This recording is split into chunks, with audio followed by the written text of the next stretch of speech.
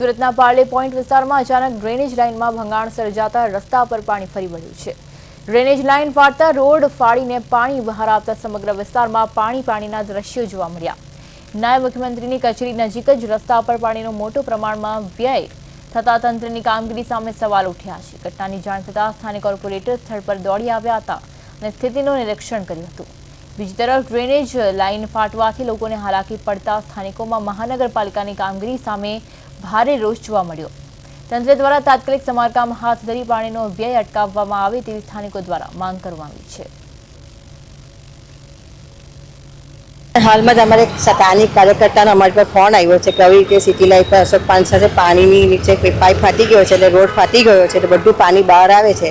એટલે અમે તાત્કાલિક કોર્પોરેશનમાં અધિકારીઓને જાણ પણ કરી છે અને તેઓ અત્યારે આવશે અને બધી કામગીરી પણ ચાલુ કરી દેવામાં આવશે। કશું બેદરકારી છે નહીં। અમારા કોર્પોરેશનના અધિકારીઓ બધા સારી રીતે કામગીરી કરે છે અને બજાવે પણ છે। એ લોકો જે કામ સોંપીએ છે તરત એ લોકો તાત્કાલિક ધોરણે હમણાં પણ એ લોકો આવી જશે ને આપણું કામ ચાલુ પણ થઈ જશે અને સારે કામ બધું। સુરતમાં વગર વરસાદે જે પ્રકારની પરિસ્થિતિ એટલે કે સુરત મહાનગરપાલિકાનું તંત્ર આ તસવીરો જોઈ લે કે આ પ્રમાણે જોઈ શકીએ છીએ કે કેવા પ્રકારે અહીં જે પ્રકારેનું પાણી છે તે વહી રહ્યું છે અને જે રીતે આખો જે રોડ હતો તેને આ રીતે ઊંચો જે રીતનો બમ્પર હોય તે પ્રકારની સ્થિતિમાં છે અને પાણી અહીં આ પ્રમાણે વહી જઈ રહ્યું છે। એટલે ચોક્કસથી જે પ્રકારના દ્રશ્યો એટલે કે આ જે દ્રશ્યો છે તે અહીં જોવા મળી રહ્યા છે ત્યારે રસ્તા પર સર્વસ્ત્ર જગ્યાએ પાણી જ પાણી છે તે દેખાઈ રહ્યું છે અને ખાસ કરીને નાયબ મુખ્યમંત્રી હર્ષ સંઘવીના જે વિસ્તારમાં આ પ્રમાણેની સ્થિતિ છે તે જોવા મળી રહી છે અને પાણી છે તે વહી જઈ રહ્યું છે। ત્યારે અહીંના સ્થાનિક સાથે પણ વાત કરીશું શું કહેવું છે તેમનું।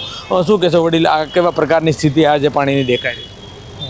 ચેતન કાપડિયા, મારી પર અહીંયાથી સ્થાનિક કાર્યકર્તાનો ફોન આવ્યો કે અહીંયા કંઈક પાણી બહુ વધારે નીકળે છે।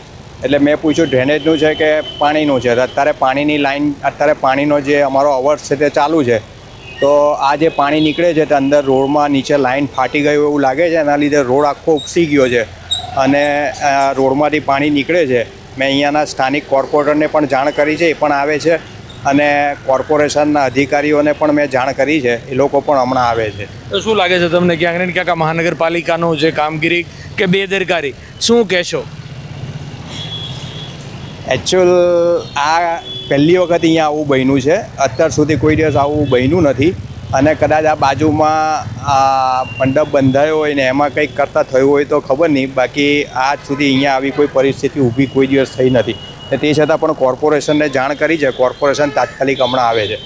ચોક્કસથી તો હાલ અત્યારે કોર્પોરેશનને એટલે સુરત મહાનગરપાલિકાના જે તંત્રને જાણ કરવામાં આવી છે, પરંતુ પાણીનો પ્રવાહ હજી જે પ્રકારે જોઈ શકો છો કે રીતસરના ફુવારા હોય તે રીતની સ્થિતિ આખું નિર્માણ થયું છે અને આ પ્રમાણેની સ્થિતિ છે તે અહીં જોવા મળે છે। એટલે સુરત મહાનગરપાલિકામાં માનો કે તમે ન જોયા હોય ક્યારેય તેવા કાંડ સુરતમાં જોવા મળે છે। એટલે સુરત મહાનગરપાલિકાનું તંત્ર કેવા પ્રકારની કામગીરી કરે છે કે અથવા તો આ પ્રકારની સ્થિતિનું નિર્માણ જ કેમ થાય છે। એટલે સુરત મહાનગરપાલિકાનું તંત્ર જોવા જાય તો ક્યાંય ને ક્યાંય જે રીતે ફેલ થતું હોય તેવા દ્રશ્યો ચોક્કસ જોવા મળી રહ્યા છે। કેમેરામેન અજય કુમાર સાથે અરવિંદ રાઠોડ, પ્રદેશ 24 ગુજરાતી, સુરત।